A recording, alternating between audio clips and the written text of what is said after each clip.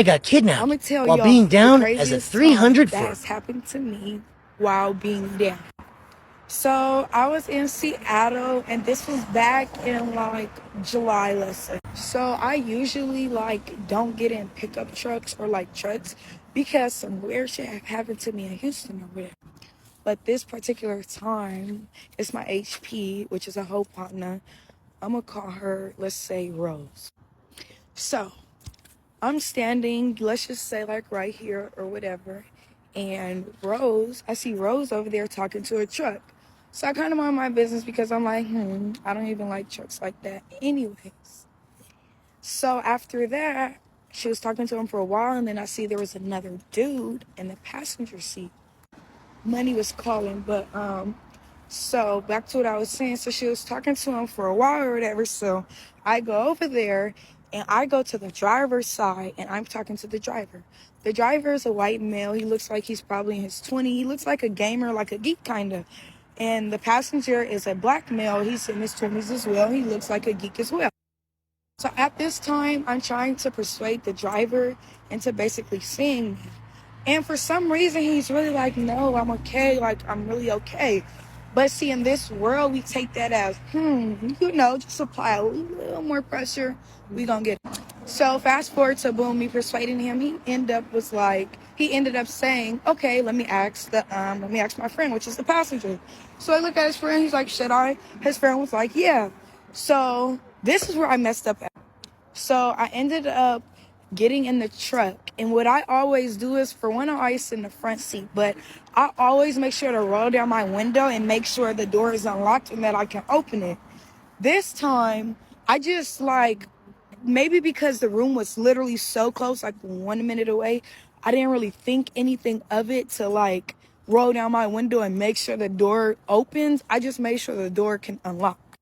So literally, as we're pulling out, it's like you can count 1, 2, 3, 4, 5, and you're gonna be out the room. So as we're pulling out, he's like, oh, do you guys want to go get some liquor? And me and Rose is like, no, we're okay, we're fine. We're turned up enough for y'all. So he's really like, dang, okay, we wanted some liquor. And I'm like, no, baby, y'all fine. So then after that, I'm like, okay, you make a right here for the room. He ended up passing it up. So I have PTSD because other crazy shit has happened, but not as crazy as this. I'm sure you do have some crazy stories. You know why? Because you're walking the blaze. I can't even imagine. Can you imagine living your life as an actual 304 prostitute that's actually walking the strip, getting it how she lived, turning trick after trick? That is the craziest lifestyle, man. And for me to just stumble upon this side of TikTok and know that they talk about this stuff all the time. Women exchanging prostitute stories about crazy things happening to them while they're walking the stroll. Sad. So I immediately tried to open my door to get out, and I couldn't get out the car. So then that's when I was like, hey, turn around, our room is right there or whatever. And he was like, okay, I'm about to turn back around. So we get to the light and he didn't turn back around.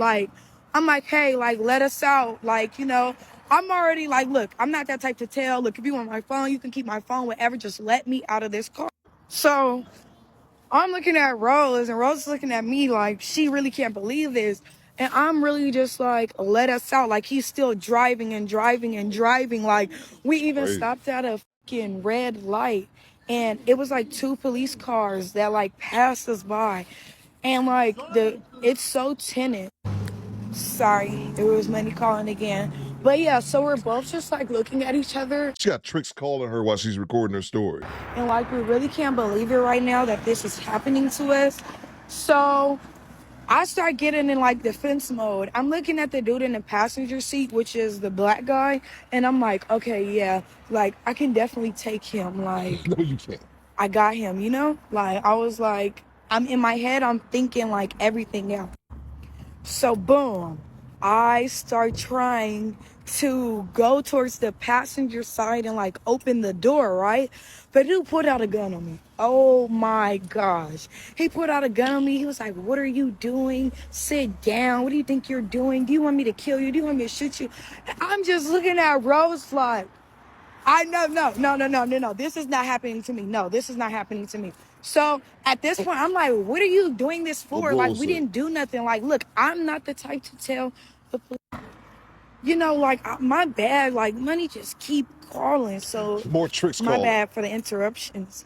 But so yeah, so he's still driving, and at this time my phone is broke, so I couldn't call my folks right away. Like the LED screen was broke. So once I finally got to where I can press FaceTime, I just FaceTime and I turned my phone all the way down and I put my phone on my lap. So I'm just like, I'm basically letting him know without actually telling him directly. I'm like, look, you have a gun. Like, why are you trying to kidnap us? Just leave us alone. Like, we didn't do anything. Like, why are you not stopping? Where are you taking us? Mind you, at this time, Rose had already called her folks. Her folks still had not came anything. So at this point, it really registered in my head that we're really getting kidnapped. So I didn't really do any more begging or pleading. I literally just started praying to God. Like, I swear to God, like, I really started praying. I damn near started speaking in tongue. Like, they were looking at me freaked out. They were like, what the fuck is going on? What the fuck is wrong with this bitch? Rose was looking at me like, oh my God. Like, it looked like she even wanted to cry. Like, I was crying, just praying to God, like, really, like, praying to God.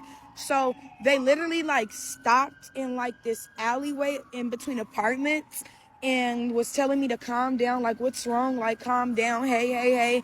And then this is what made me think they're undercovers as well, because You know what's funny? I'm just laughing at her. Walking the blade, selling that thing, exchanging money for some type of favor that she provides, only for her to get super religious once she thinks she's getting kidnapped. Thank you, Jesus. Save me, Jesus. Save me, Lord. You wasn't saying that when you were sucking on eggplants earlier in the night. I'm just saying.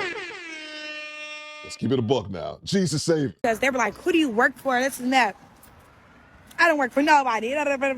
You know, so I kept it like that. And then that's when my folks pulled up. But at this time, I don't know if they're undercovers or not. So I'm acting like I Yep. don't know him. They're like, who the f is this? Who the f is this? I'm like, I don't know. Me and Rose was like, we don't know. He was like, you guys have trackers? I'm like, I only have a tracker to my sister. Like, that's it. Like, you got to think about it. We were screaming. This could have been an innocent civilian that just heard it or something, you know?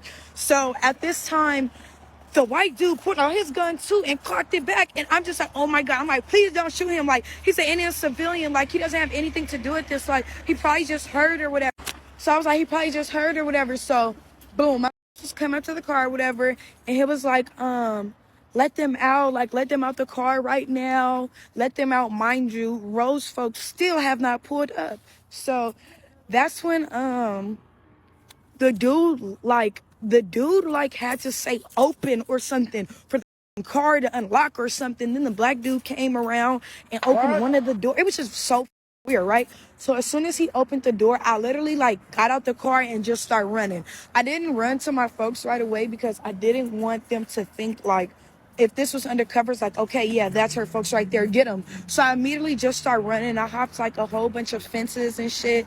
And I was just so scared, like, oh my gosh. Like, and the one thing that really got me so scared, and he was like, yeah, we're about to take you guys somewhere far and have a talk. I thought you guys wanted to have fun.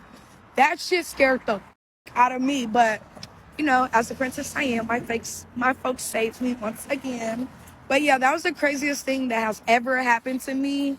So now I don't play none of that shit at all. Yeah, you a princess, all right. Princess that gets paid by the nut. With that being said, I guess I'm glad that she was able to make it out of that situation. Seems like she's taking this situation kind of light. She's probably gonna be back out there on the blade, probably on the blade right now. But she said something about her going on FaceTime and her phone was broke. Her people's riding up on the dude and finding him. Guessing she had a tracker, but I'm thinking that was her PIMP. Not just some random people. And then what happened to Rose? What happened to Rose? She just left Rose assed out in the back of their truck, man. Do I need to say it? You're walking the damn blade. One of the oldest professions on this planet, but also one of the most dangerous. And it's sad because she's a cute enough girl, and you would think what happened into her life that put her on the path to being where she is right now. In her early 20s and already a veteran of this PIMP game. Go make my scratch, woman. Go make my money. What puts her to this path? But hey, it wasn't me. Tell you that much. Do better, squadron. Let me know in the comments. It's a hit or miss. Squad, fall out.